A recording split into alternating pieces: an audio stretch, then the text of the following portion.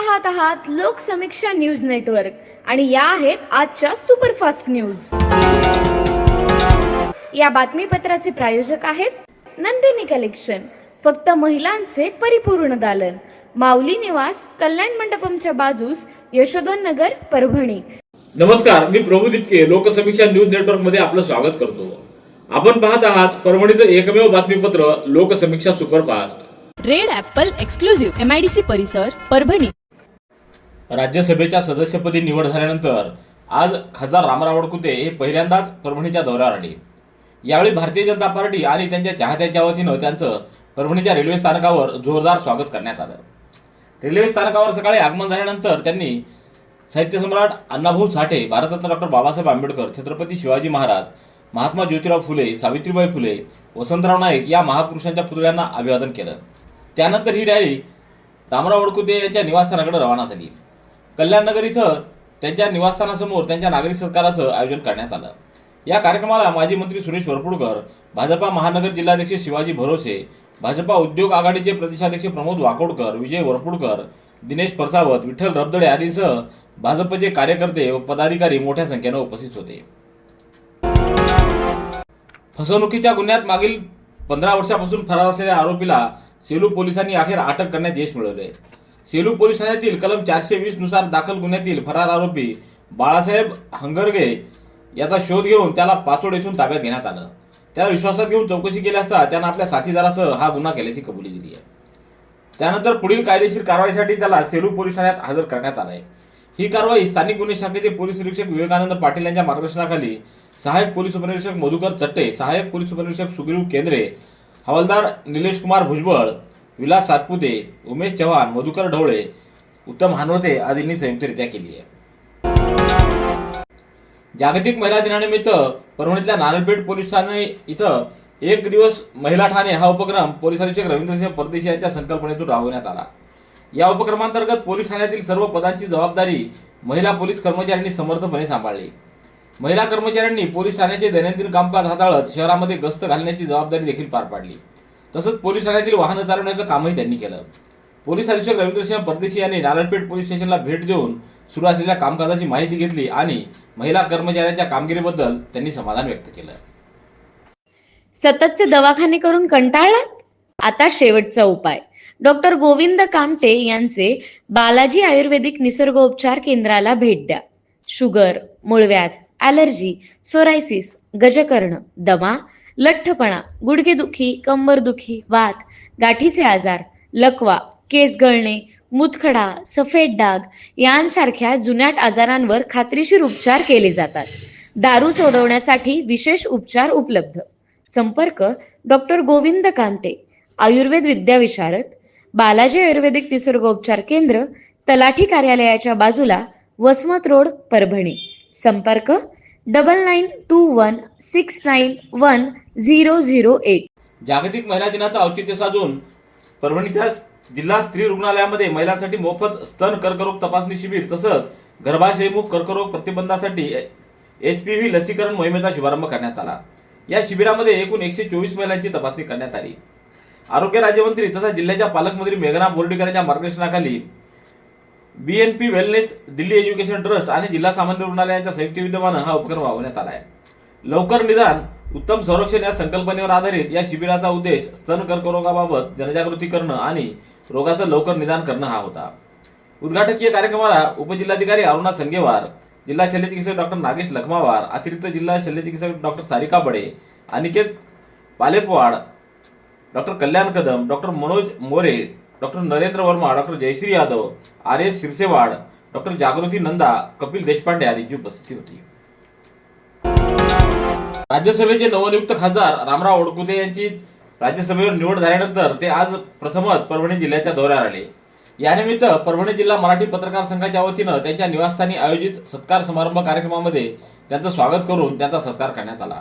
यावेळी प्राचार्य सुरेश नाईकवाडे, प्रभू दिपके, राजकुमार हट्टेकर, लक्ष्मण मालोलीकर, रामेश्वर शिंदे, मोईन खान, अरुण रणखांबे, राहुल वहिवाळ, अमर गालफाडे, भगीरथ बद्दर आदींसह पत्रकारांची मोठ्या संख्येने उपस्थिती होती।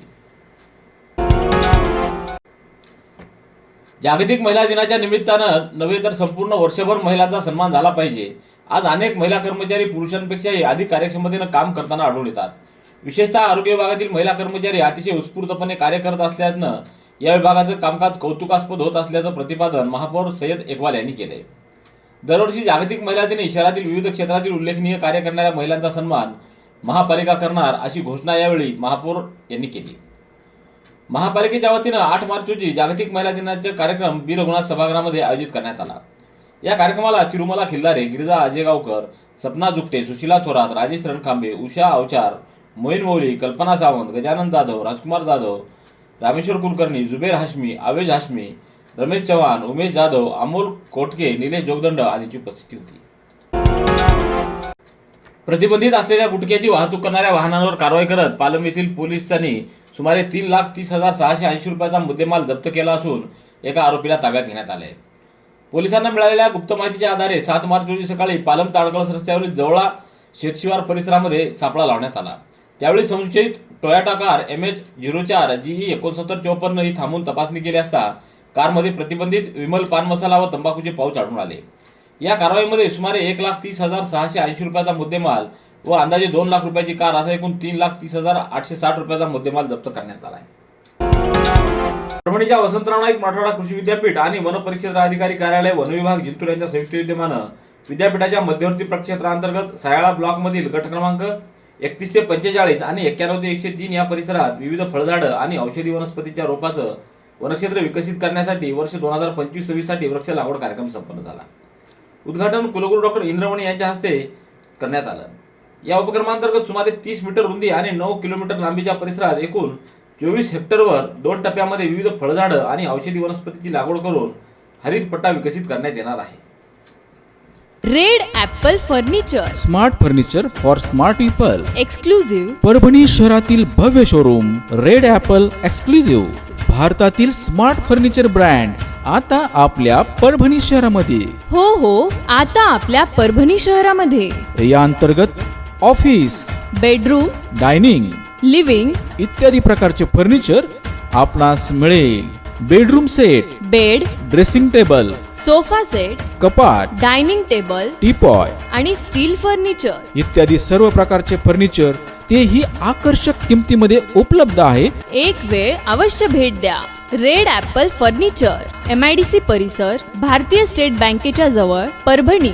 जिंतूर तालुक्यातल्या येसेगाव इथं जल महोत्सव शुभारंभ व जागतिक महिला दिनाच्या निमित्तानं केंद्र व राज्य शासनाने दिलेल्या मार्गदर्शक सूचनानुसार जल महोत्सव कार्यक्रम लोकप्रतिनिधी आणि गावकऱ्यांच्या उपस्थितीत उत्साहात साजरा करण्यात आला. जिल्हा परिषदेच्या मुख्य कार्यकारी अधिकारी नतीशा माथुर यांनी जल महोत्सव जल अर्पण दिवस कार्यक्रम साजरा करण्याबाबत आवाहन केलं होतं.